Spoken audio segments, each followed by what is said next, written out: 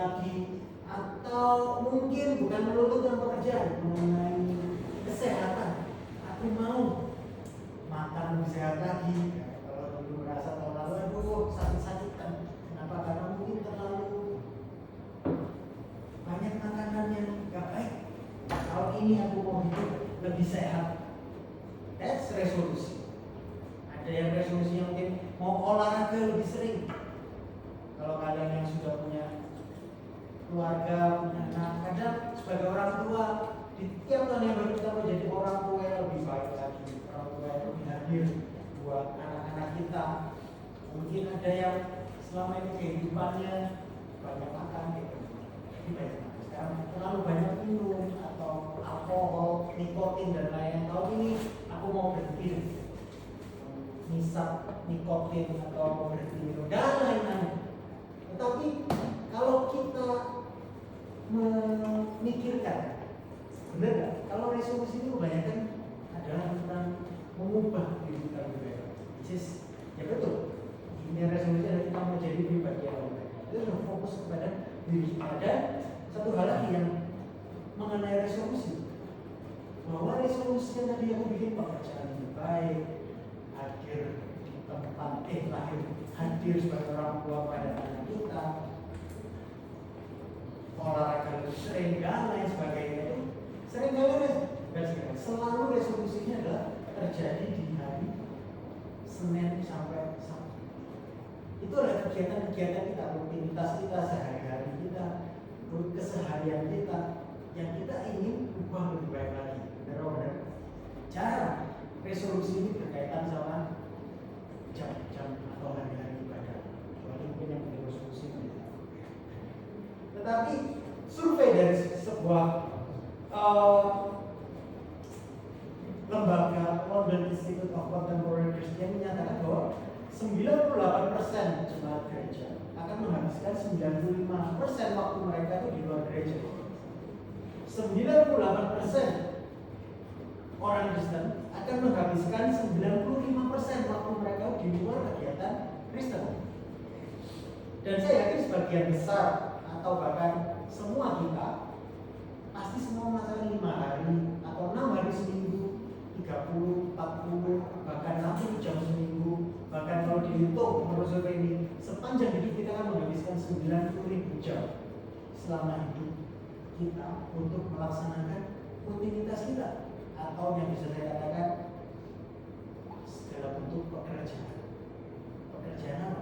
Pekerjaan bukan hanya pekerjaan yang menghasilkan uang, tapi pekerjaan yang berupa bisa juga pekerjaan rumah tangga, mengerjakan tugas-tugas bapak yang masuk sekolah-sekolah, perkuliahan, tugas mungkin kalau yang barunya merawat anak, akan merawat anak. Tapi juga menyangkut pekerjaan profesional kita, ya, pekerjaan yang diupah, bahkan pekerjaan yang kita juga senang, pelayanan kita yang tidak dibayar. Tapi ironisnya begini, sebagian besar hidup kita akan dihabiskan dalam keseharian kita, rutinitas kita dari hari Senin sampai Sabtu. Tetapi ironisnya adalah kita berapa banyak yang suka dengan rutinitas hari-hari kerja kita, berapa banyak yang antusias sama keseharian kita. Jujur, kalau kita mau jujur, enggak kan? Kita kebanyakan hidup di budaya mengidolakan atau menanti-nantikan weekend. Nah, kita namanya Thanks God, TGF. Thanks God, it's Friday. Benar? Kita hidup keseharian kita melaksanakan pekerjaan kita di hari Senin hanya menantikan datangnya akhir pekan. Terlepas dari apa yang kita akan lakukan di akhir pekan. Mungkin misalnya ada 2 tipe orang yang menghabiskan akhir pekan. Ada yang nggak sabar menanti weekend karena mau party, mau shopping, mau indulgence yang intinya self reward melepas lelah penat selama hari kerja. Ada orang seperti itu. Tapi ada juga orang yang gak sabar weekend karena mungkin ini orang yang kebanyakan orang yang sudah tumbuh sebagai orang Kristen. Kadang banyak orang yang gak sabar weekend karena waktunya pelayanan di gereja itulah dia bisa melepas lelah dunia fana dan terhibur dalam hadirat Allah. Bahkan ada yang mengatakan bahwa orang-orang Kristen itu segalanya untuk jadi pelayan Tuhan yang berguna di hari Minggu, sampai-sampai mereka jadi orang yang berguna di hari Senin. Ini sindiran ya. Itu sindiran bagi orang-orang yang pada hari Minggu terlihat luar biasa. Wah, sangat luar biasa bagi Tuhan. Tapi dalam kesehariannya dari Senin sampai Sabtu enggak kayak orang yang tipe yang dia hari Minggu. Sepertinya orang Kristen dan orang yang tidak mengenal Kristus dalam keseharian atau dalam pekerjaan mereka nggak ada bedanya. Banyak, saya sih banyak mencoba itu. Bahkan mungkin kalau jujur saya juga dulu seperti itu. Tapi saya percaya bahwa ketika kita dilahirkan dalam Kristus, ketika kita adalah orang-orang dalam Kristus dan kita tinggal dalam Kristus, seharusnya buah pekerjaannya itu dapat dilihat, dapat dikecap, dapat dirasakan, dan justru akan berkontribusi untuk kebaikan gak cuma diri kita tapi orang-orang di samping kita. Dan itulah maka di tahun 2025 ini aku rindu kita dalam 4 sampai 6 minggu ke depan kita mungkin sama-sama akan belajar melalui kebenaran firman Tuhan tentang teologi of work. Apa yang firman Tuhan katakan tentang pekerjaan? Gak melulu pekerjaan itu hanya pekerjaan dunia, pekerjaan Tuhan, pekerjaan yang di luar gereja sama pekerjaan di gereja.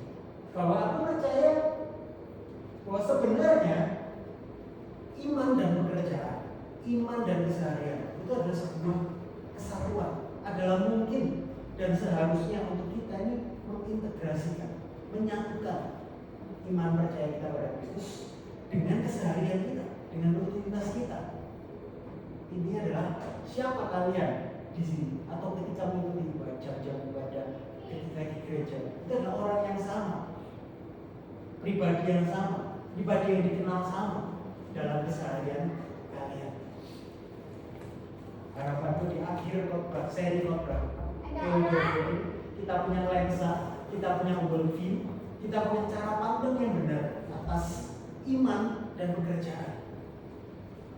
Nah, mungkin ada yang kalian sambil mendengarkan introduction ini, kira-kira ini akan ngomongin, oke, kalau harus sama, jadi kira-kira bagaimana aku mengkristenkan rutinitasku. Seringkali ini yang muncul ketika kita punya pikiran bahwa bentuk pekerjaan Kristen itu seperti ini. Aku ambil beberapa pendapat yang paling populer, yang paling sering muncul. Cara melayani Tuhan dalam dunia kerja itu seperti apa? Ada yang bentuk melayani Tuhan dalam pekerjaan, dalam rutinitas kita seringkali konsepnya adalah kita harus mengupayakan keadilan sosial di tempat kerja. Jadi dalam keseharian kita, dalam rutinitas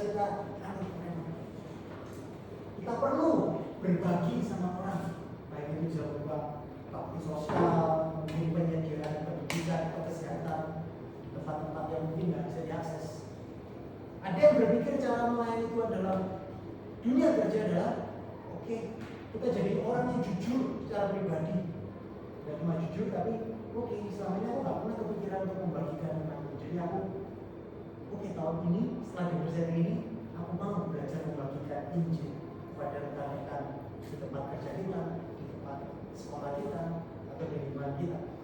Ada juga yang berpikir bentuk melayani Tuhan di keseharian kita, tempat pekerjaan kita adalah berusaha melibatkan dan mempengaruhi budaya kerja ke arah Kristiani. Contohnya kalau di tempat kerja, kalau kalian punya wewenang, kalian bosnya mungkin oke, aku mau orang-orang ini mengenal Kristus. Jadi kalian adakan doa persekutuan di kantor kalian. Ada kan? Beberapa tempat kerja yang memulai kantornya, jam kerjanya dengan melakukan ibadah, doa dan perenungan singkat. Atau ada cara yang terakhir yang mungkin seringkali menjadi pikiran bisnismen, menghasilkan uang sebanyak mungkin sehingga bisa berdonasi atau menyumbang sebanyak mungkin. Jadi pikirannya cuan. Tapi apakah ini semua salah? Tidak, ini semua hal yang baik. Tetapi kalau kita menjadikan salah satu upaya ini dan menambahkan kata-kata hanya ini satu-satunya cara melayani Tuhan di dunia kerja, cuma pilih salah satu dan menganggap satu-satunya cara cuma cara nomor satu atau cara nomor dua atau cara nomor tiga, di sanalah tidak jadi komplit. Di sana kita kadang gagal. Padahal berbagai upaya ini hanyalah suatu cara untuk melayani Tuhan di dunia kerja, suatu cara melayani Tuhan di keseharian kita, sehingga masing-masing yang disebutkan di sini adalah suatu cara yang kalau kita tidak menganggap hanya ada satu cara, tapi hanya adalah suatu cara, maka semuanya ini akan melengkapi di dalam konteks pekerjaan kita masing-masing. Contohnya kayak gini, kalau kita menganggap hanya ada satu cara untuk melayani Tuhan di tempat kerja, contoh ada sebuah perusahaan yang mungkin seorang bos Kristen, dia percaya bahwa satu-satunya menghadirkan Tuhan di tempat kerja, satu-satunya cara melayani Tuhan di tempat kerja adalah dia percaya bahwa menghasilkan sebanyak mungkin uang supaya bisa berbuat banyak, itu satu-satunya cara untuk melayani Tuhan. Jadi meskipun dia itu selalu berdoa sebelum mengambil keputusan-keputusan strategis, dia bahkan melihat bahwa kesuksesan pekerjaan itu adalah berkat Tuhan, tetapi dia percaya bahwa satu-satunya cara melayani Tuhan, satu-satunya cara menyatukan iman dan pekerjaannya adalah menghasilkan cuan, laba sebanyak-banyaknya, dan dia mau memang pakai laba itu untuk mensupport pelayanan, mensupport gereja, mensupport pelayanan, lembaga-lembaga. Tapi jika itu hanyalah satu-satunya yang dia percaya cara untuk melayani Tuhan, seringkali yang terjadi apa? Dalam menghasilkan laba yang besar, cuan yang besar itu, praktek-praktek yang gak jujur, peluang bisnis yang tidak, yang kadang melanggar moral etis, lalu demi menaikkan cuan dia rela untuk tidak menaikkan gaji atau komisi stafnya, dan seringkali alasan dia tidak menaikkan gaji atau stafnya itu gaji atau komisi dengan alasan atas nama efisiensi. Dia rela melakukannya karena dia berpikir ada satu-satunya cara adalah menghasilkan banyak uang. Toh uang yang dihasilkan dia akan sumbangkan juga buat pelayanan. Tetapi jika hanya itu yang dia percaya, maka kalian bisa lihat ada kegagalan. Hal itu tidak seharusnya membenarkan praktek bisnisnya yang mengutamakan cuan. Yang disebut bahwa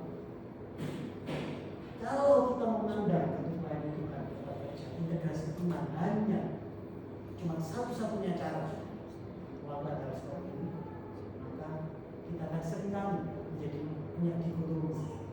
Tapi kalau kita melihatnya sebagai suatu cara, maka semuanya akan menjadi sebuah kesatuan yang komplit.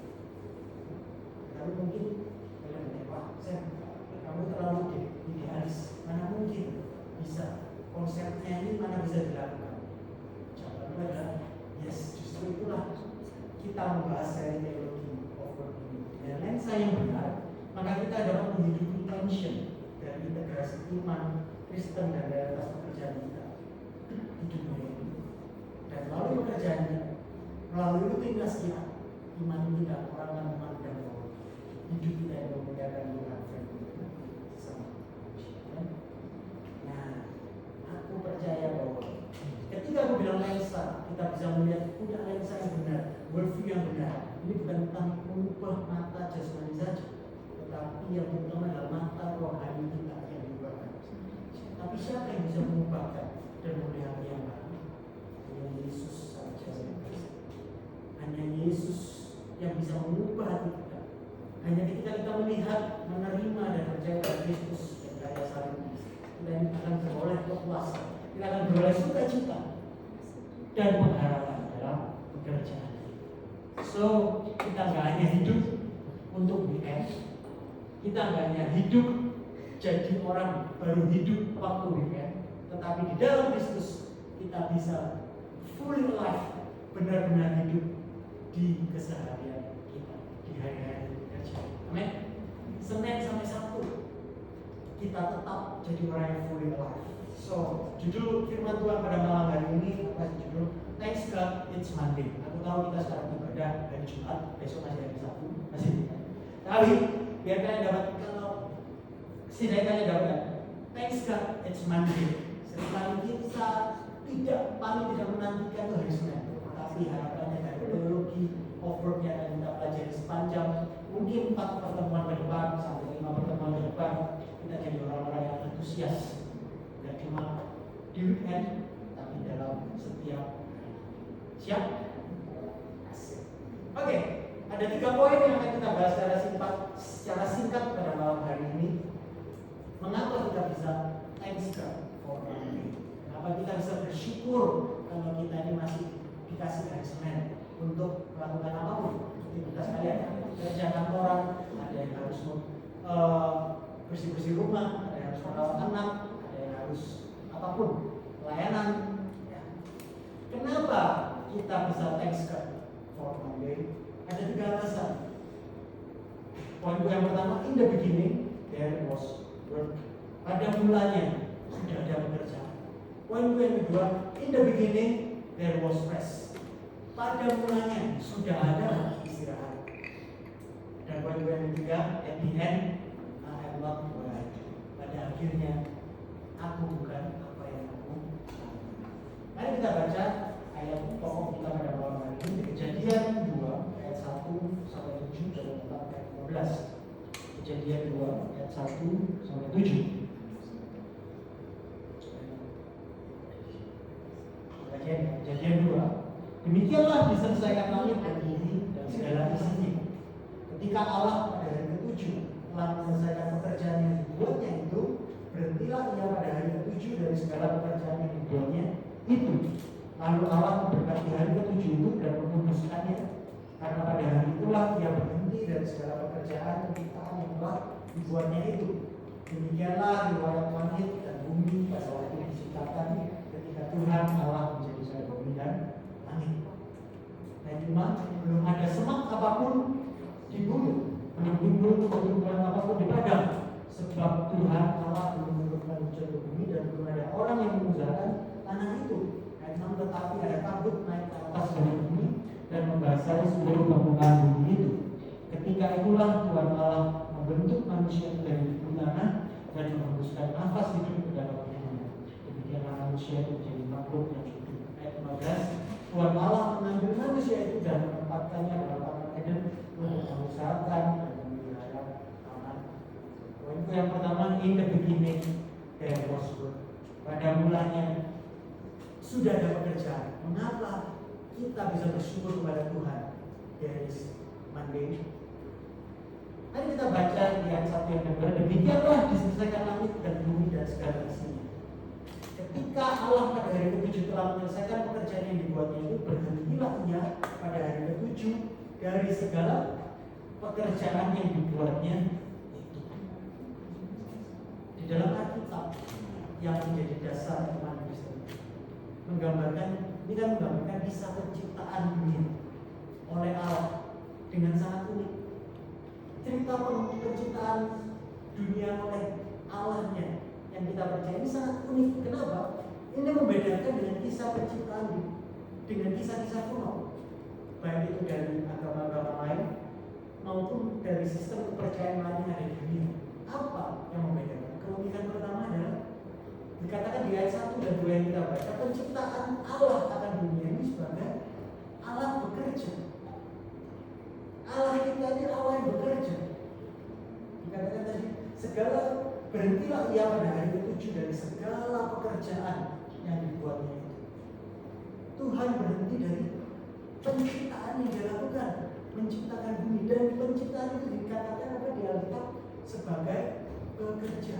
Allah kita adalah Allah yang bekerja. Itu keunikan yang pertama. Keunikan yang kedua adalah di ayat 5 dan 15 dikatakan belum ada semak apapun di bumi, belum timbul tumbuh-tumbuhan apapun di padang, sebab Tuhan Allah belum menurunkan hujan ke bumi, dan belum ada orang yang mengusahakan tanah itu. Ayat 15, Tuhan Allah mengambil manusia itu dan menempatkannya dalam taman Eden untuk mengusahakan dan memelihara tanah itu. Manusia ternyata diciptakan untuk mengusahakan dan memelihara tanah. Manusia itu diciptakan untuk bekerja. Ingat bahwa kejadian 2 ini yang kita baca ini adalah kejadian sebelum Adam dan Hawa jatuh dalam dosa. Sebelum dosa itu masuk ke dalam dunia. Artinya dunia diciptakan Tuhan baik adanya, yang diciptakan sempurna pada awalnya.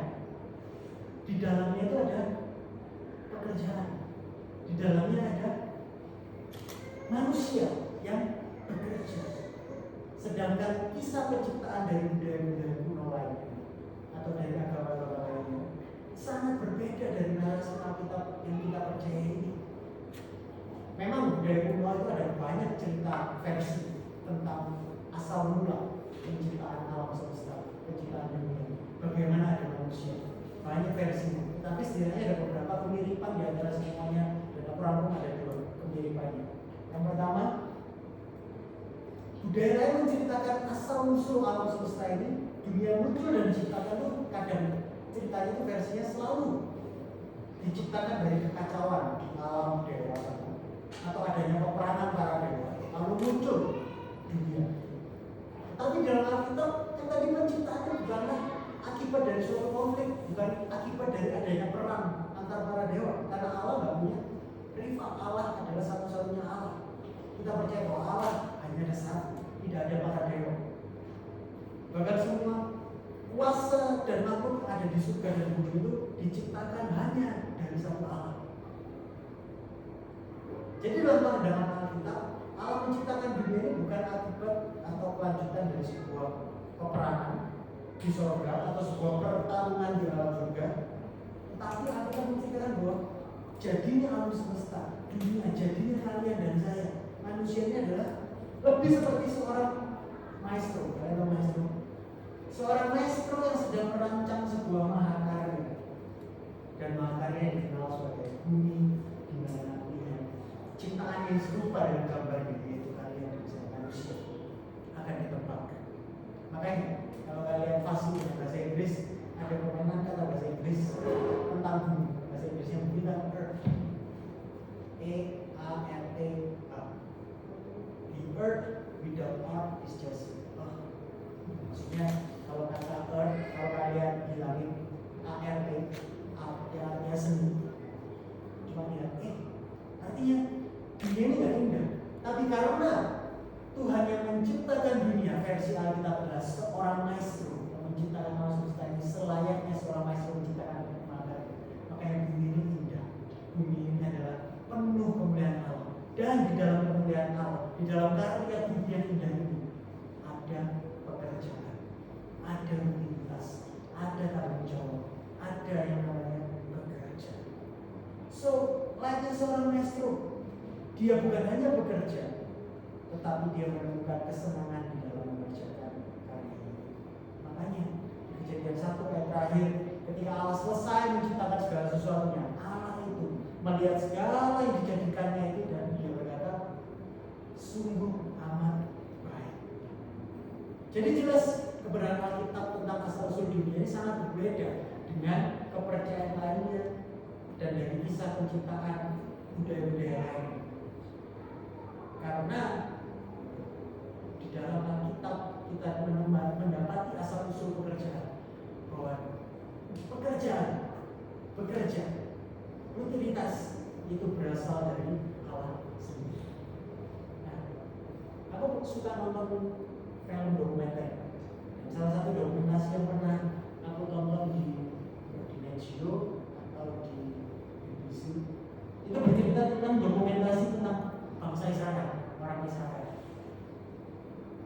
Kalau kalian tahu bangsa Israel, mengapa bangsa Israel ini kan negaranya kecil, orang-orangnya juga tersebar di berbagai negara, tetapi fakta menyatakan bahwa bangsa yang kecil ini dan orang yang tersebar yang keturunan Israel ini, bangsa yang kecil ini memiliki ekonomi yang sangat kuat, memiliki teknologi yang luar biasa. Bahkan militer Israel itu merupakan militer yang salah satu yang paling kuat di seluruh dunia ini. Di bawah Amerika Serikat, Rusia, ada satu negara yang militer yang kuat, yaitu Israel, yang sangat kuat. Kalian mau baca berita terakhir ketika mereka diserang oleh orang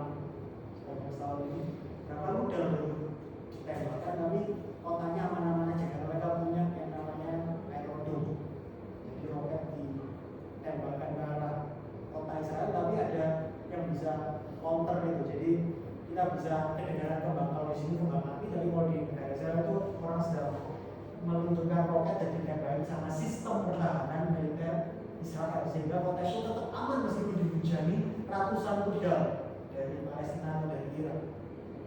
Sangat canggih. Bangsa yang kecil ini punya ekonomi yang kuat, teknologi yang luar biasa. Bahkan orang-orang Israel, keturunan Israel yang berada di seluruh dunia punya catatan bahwa mereka itu sangat sukses di berbagai belahan dunia dalam hal ekonomi dan lain sebagainya, pendidikan dan lain sebagainya. Jawabannya adalah mereka adalah orang-orang yang rajin, orang-orang yang pintar, orang-orang yang bulat. Tapi yang menarik adalah pertanyaan lanjutannya ketika sang reporter ini menanyakan, dari mana kalian ini mendapatkan dorongan menjadi orang yang rajin, orang yang pintar, orang yang bulat? Kalian tahu jawabannya? Ketika ditanya orang-orang Israel ini, orang-orang keturunan Yahudi, menjawabnya, kita memang dididik dari kecil seperti ini karena kita dari kecil percaya bahwa Allah kita adalah Allah yang bekerja. Keunikan yang kedua, narasi Alkitab tentang penciptaan adalah kebalikan dari kisah yang pertama. Kalau tadi kisah yang pertama seringkali budaya lain menggambarkan penciptaan alam semesta ini dari peperangan di dalam dewa. Narasi yang kedua seringkali adalah bahwa ada semacam para dewa dan manusia tinggal di sebuah alam yang pada awalnya itu sangat damai, selaras. Para dewa dan manusia tinggal bersama-sama, mirip ya seperti kisah Taman Eden. Tapi bedanya apa? Pada masa yang keemasan ini, baik manusia maupun para dewa ini tidak harus melakukan pekerjaan apapun. Jadi di alam yang awal mulanya sebelum ada dunia yang sekarang kita kenal, para dewa dan para manusia itu hanya kongko-kongko, nyantai-nyantai, weekend every day. Karena apa? Karena Allah menyediakan makanan secara berlimpah-limpah dengan sendirinya. Sangat berbeda apa yang digambarkan kitab Kejadian yang tadi kita baca, bahwa Allah kita adalah Allah yang bekerja. Dan di ayat 15 tadi yang kita baca adalah Tuhan Allah mengambil manusia dan menempatkannya dalam Taman Eden untuk bekerja, untuk mengusahakan dan memelihara taman itu. Manusia bekerja, mengusahakan dan memelihara Taman Eden, bukan saja untuk menikmati apa yang dihasilkan taman itu, tetapi untuk mengembangkan potensi itu dari Taman Eden itu. Ayo, sabar ya, kalian masih mengikuti sampai di sini. Jadi Alkitab mengajarkan kepada kita bahwa pekerjaan itu adalah bagian dari rancangan Allah yang baik bagi kehidupan manusia. Dan karena kita diciptakan serupa dan segambar Allah, maka kita diciptakan untuk melakukan apa yang Allah lakukan, apa sang maestro lakukan dengan senang. Apa itu? Jadi kita sudah jelas itu. Allah itu adalah Allah yang bekerja.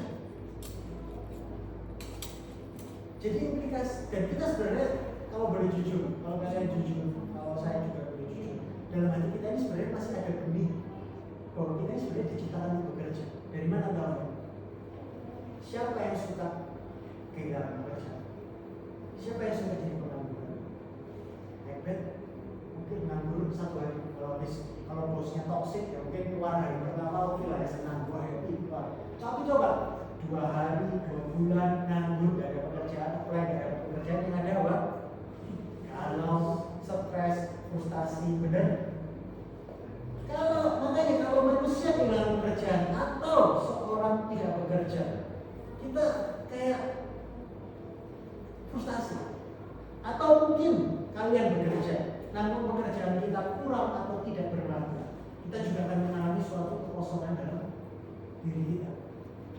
Karena tadi karena kita diciptakan untuk bekerja.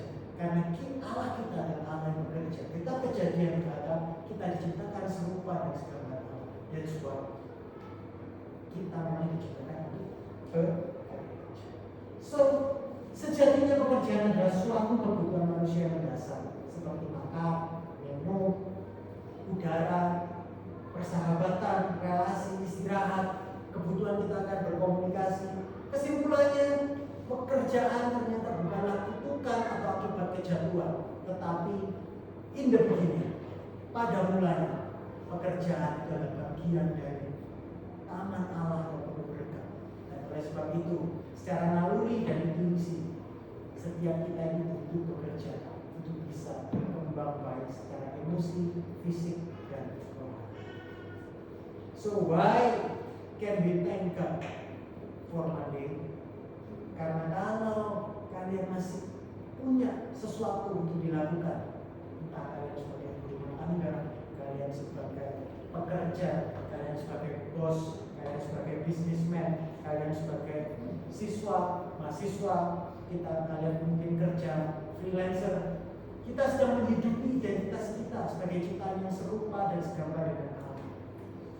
Seorang penulis Kristen di awal tahun 1900-an menulis buku namanya Why Work? Kenapa bekerja? Penulis ini namanya Dorothy Sayers. Dia menulis begini: apa pemahaman Kristen tentang pekerjaan? Yaitu bahwa bekerja bukan yang terutama sesuatu yang dilakukan seseorang untuk hidup, tetapi sesuatu yang untuknya orang hidup.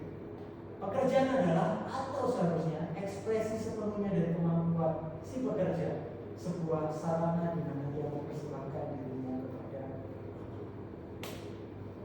Bekerja bukan yang utama sesuatu yang dilakukan seseorang untuk hidup, tetapi sesuatu yang untuknya orang itu hidup. Mungkin disclaimer dulu, aku tahu bahwa di dunia jatuh dalam dosa sekarang ini nggak dapat dipungkiri. Mungkin ada orang yang kita tahu harus bekerja hanya untuk sekedar hidup. Aku perlu kerja karena besok nggak mau makan apa. Yes, tapi aku mengatakan bahwa itu bukan rancangan awal Allah mengenai pekerjaan. Dan kita akan bahas mengenai kenapa kok bekerja ini sulit, kadang bekerja itu sia-sia, kadang kita sudah mengusahakan yang baik tapi kok nggak ada hasilnya. Kita akan bahas di pertemuan selanjutnya, mungkin 2 minggu lagi, sekalian promosi dan terus ya sudah ada konferensi. So kembali kepada ini, jadi Dorothy Sayers penulis ini pada dasarnya menyatakan bahwa Alkitab memberitahu kita bahwa kita tidak hanya sekedar membutuhkan uang dari pekerjaan untuk bertahan hidup, tetapi kita membutuhkan pekerjaan itu sendiri untuk bertahan hidup dan menjalani kehidupan yang benar-benar manusia. Artinya, kalau kalian manusia, memang kalian diciptakan untuk bekerja. Kalau kita ini manusia, maka memang kita diciptakan untuk keseharian kita, untuk melakukan yang namanya rutinitas. Rutinitas itu bukan sesuatu yang tertutup. Memang kita diciptakan untuk bekerja. So, hal yang pertama, kenapa kita bersyukur, kita bisa berterima kasih bahwa ada hari Senin yang menanti kita untuk kita bekerja, karena in the beginning there was work. Nah, poin yang kedua yang membuat kita bisa berkata thanks God it's Monday. Poin yang kedua adalah in the beginning there was rest. Pada mulanya sudah ada istirahat. Dan kita ini tidak diciptakan hanya untuk bekerja. Memang kita diciptakan untuk bekerja, tetapi kita juga perlu yang namanya istirahat. Kejadian 2 ayat 1-4. Demikianlah diselakan langit dan bumi dan segala isinya. Ketika Allah pada hari ke-7 telah menyelesaikan pekerjaan yang dibuatnya itu, Allah kita bekerja. Setelah dia selesai bekerja, katakan apa? Berhentilah ia pada hari ke-7 dari segala pekerjaan yang dibuatnya itu. Lalu Allah memberkati hari ke-7 itu dan menguduskannya, karena pada hari itulah ia berhenti dari segala pekerjaan penciptaan yang telah dibuatnya itu. Demikianlah riwayat langit dan bumi pada waktu diciptakan ketika Tuhan Allah menjadikan bumi dan langit. Allah kita tidak cuma bekerja, tetapi dia juga beristirahat. Allah sendiri beristirahat setelah bekerja. Seringkali kita benci hari Senin. Kenapa? Karena mungkin kita tidak punya istirahat. Kita tidak beristirahat dengan proporsi yang benar. Tapi biarlah kebenaran firman Tuhan ini membalik paradigma kita, membuat kita punya lensa yang benar, bahwa Allah sendiri beristirahat setelah bekerja. Ternyata baik bekerja dan beristirahat itu sudah ada di dalam Taman Eden yang Allah ciptakan baik adanya. Bekerja dan istirahat adalah sebuah kesatuan di dalam dunia yang belum jatuh dalam dosa. Oke, so what? Fakta ini memberitahu kita bahwa pandangan kita atau lensa kita memandang, kadang kita punya dikotomi begini. Kita memandang bahwa kerja itu adalah suatu hal yang buruk. Kerja itu bad, kerja itu buruk, kerja itu melelahkan, kerja itu nggak enak, menjenuhkan.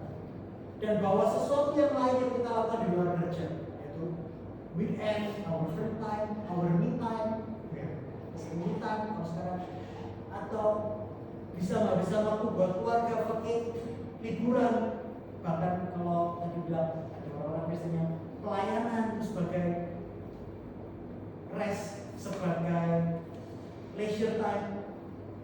Itu adalah hanya itulah satu-satunya cara untuk menemukan makna dalam hidup. Ini pandangan yang keliru, memandang kerja sebagai hal yang buruk, pekerjaan adalah hal yang buruk, sedangkan istirahat, leisure time adalah hal yang baik. Ini adalah pandangan yang keliru. Fakta bahwa Allah beristirahat juga mengungkapkan kekeliruan sebaliknya dari hal ini, yaitu yang memandang hal sebaliknya, bahwa pekerjaan baik, istirahat itu adalah hal yang buruk, bahwa istirahat itu adalah hal yang sia-sia. Yang bermakna itu kerja. Kalau lihat orang nganggur sedikit, ini juga manusia berguna.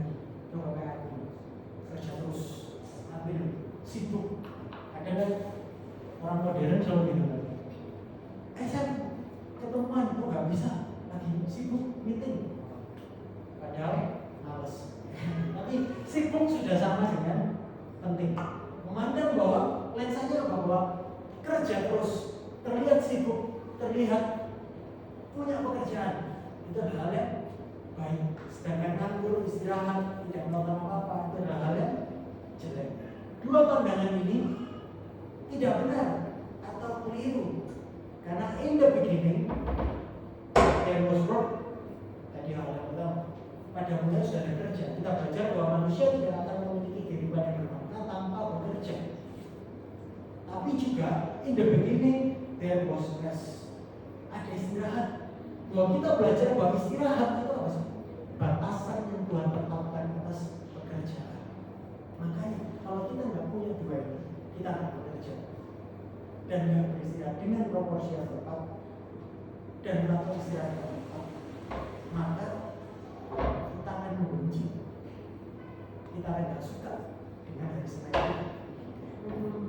Pada hakikatnya kita diciptakan Tuhan tidak hanya untuk bekerja, tetapi juga untuk bisa menikmati buah pekerjaan Allah yang baik yang dia kerjakan sendiri atau yang dikerjakan melalui kita.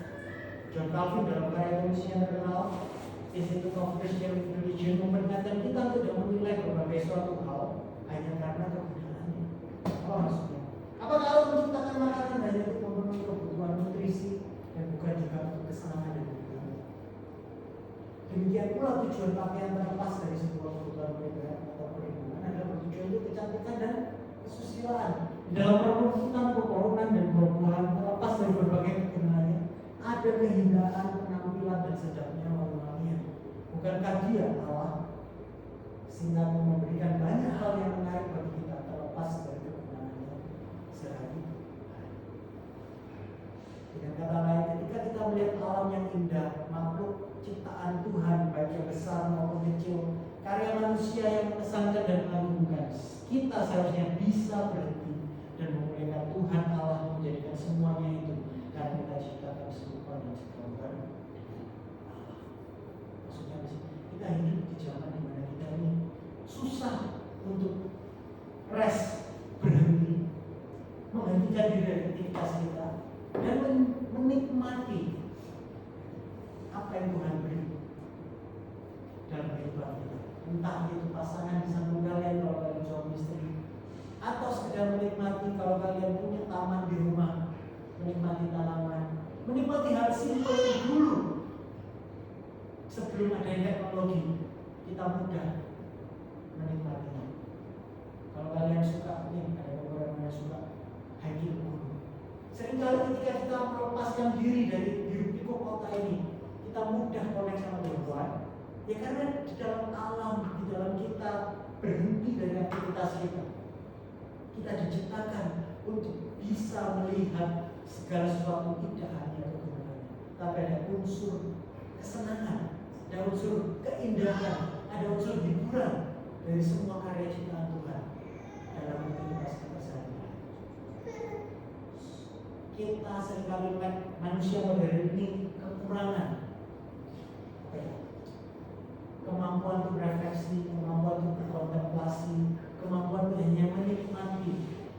Mungkin rutinitas kalian, keseharian kalian, ada keindahan di baliknya, ada kenikmatan di balik rutinitas kalian.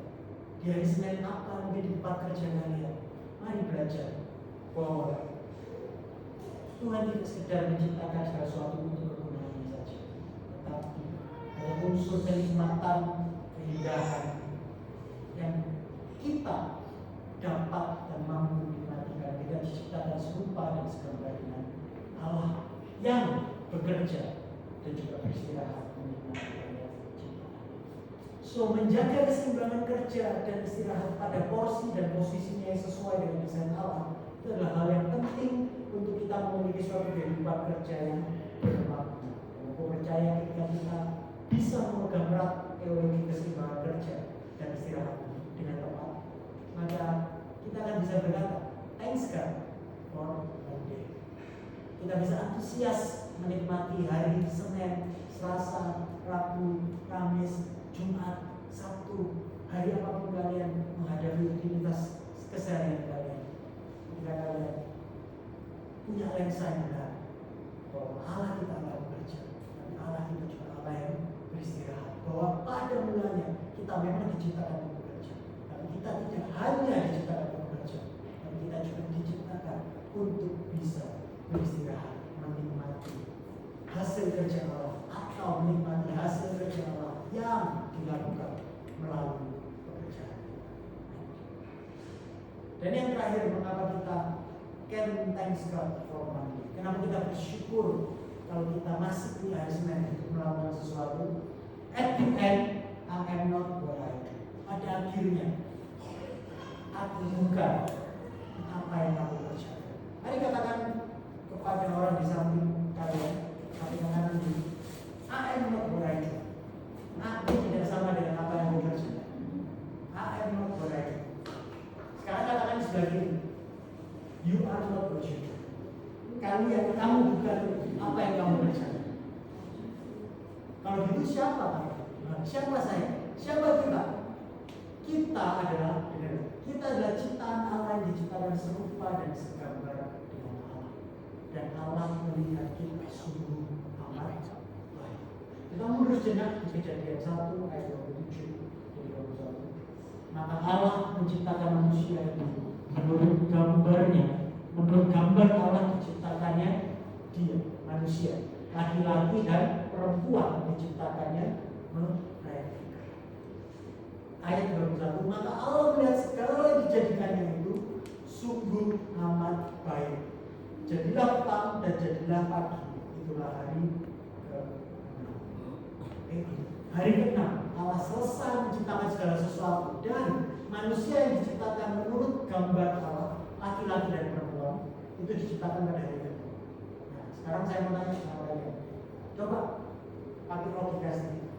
Pertanyaan itu gini, jika manusia diciptakan pada hari ke-6 dan Tuhan menetapkan hari ke-7 sebagai hari istirahat, maka apa yang dilakukan manusia yang diciptakan pada hari ke-6 di hari pertama dia hidup di dunia?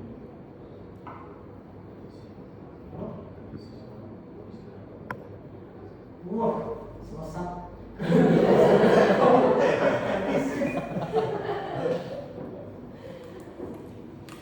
Salah. Nah, ada jawaban lain. Manusia diciptakan pada hari ke-6. Tuhan menetapkan hari ke-7 adalah hari istirahat. Jadi apa yang dilakukan manusia di hari pertama? Not doing anything. Tuhan menetapkan hari Sabat itu semua berhenti, termasuk manusianya. Jadi bahkan sebelum melakukan suatu pekerjaan apapun, Allah sudah melihat manusia itu sungguh amat baik. Kalian tahu gak sih? Tugas pertama manusia ketika diciptakan bukan bekerja, tapi sabar, rest, dulu nanti semua yang diciptakan Tuhan dari hari 1 sampai ke 6, Tuhan ciptakan manusia itu di hari terakhir ketika semuanya itu sudah selesai.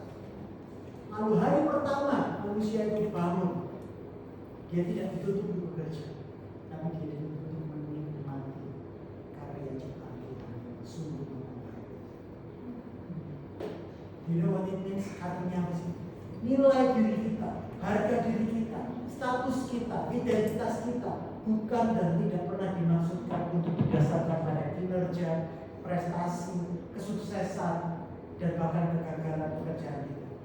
Yes, dunia mungkin melihat dan menilai kita sesuai standar kesuksesan, kegagalan pekerjaan kita, dan berapa banyak kita berusaha mengorbankan segalanya untuk mencapai itu. Gak heran kita ini berakhir kelelahan, kecewa pada hari-hari kerja kita, karena kita mengejar hal yang bukan desain Allah pada mulanya. Makanya you are not what you do. Seringkali tanpa sadar kita pun sering tanya, kamu siapa? Jawabannya apa? Kamu siapa saya? Aku sama aku. Ya, aku bukan sama aku pendeta. Kamu apa? Aku direktur. Kita melekatkan diri kita kepada profesi kita. Padahal that's not who you are. You are not what you do. Apa yang Allah katakan tentang kalian dan saya? Ayat terakhir, mari kita baca Efesus 2:10. Karena kita ini buatan Allah, diciptakan dalam Kristus Yesus untuk melakukan pekerjaan baik yang dipersiapkan Allah sebelumnya. Ia mau supaya kita hidup di dalam. Berarti kan kata diciptakan dalam Kristus Yesus. Dalam beberapa terjemahan lainnya dikatakan recreated, diciptakan kembali melalui Kristus Yesus. Dengarkan kebenaran kabar baik ini. Hanya melalui Kristus dan karya salibnya, manusia yang adalah buatan tangan Allah yang telah jatuh dalam dosa, beroleh identitas kembali sebagaimana diciptakan pada awalnya, yang serupa dan segambar dengan Allah. Kita yang diciptakan di dalam Kristus Yesus adalah sungguh amat baik, no matter what you do. Kita yang diciptakan dalam Kristus Yesus sungguh amat baik, no matter what we do. Karena sekarang Allah melihat dan menilai kita menurut kesempurnaan Kristus. Apakah artinya kita tidak lagi perlu bekerja? Tentu tidak. Karena ayat ini ada kelanjutannya. Tapi ketika kita diciptakan dalam Kristus Yesus, itu adalah titik awal. Titik awal dari apa? Karena kita buatan Allah, diciptakan dalam Kristus Yesus untuk melakukan pekerjaan baik yang dipersiapkan Allah sebelumnya. Yang mau supaya kita hidup di dalamnya. Kalian lihat keterkaitan antara kejadian sama Yesus, perjanjian lama sama perjanjian baru. Seperti halnya di awal penciptaan, hari pertama manusia adalah hari ke-7, Sabat. Namun kemudian hari pertama dan ke-6 menanti untuk manusia bekerja. Sama, demikian juga kita sekarang yang dalam Kristus.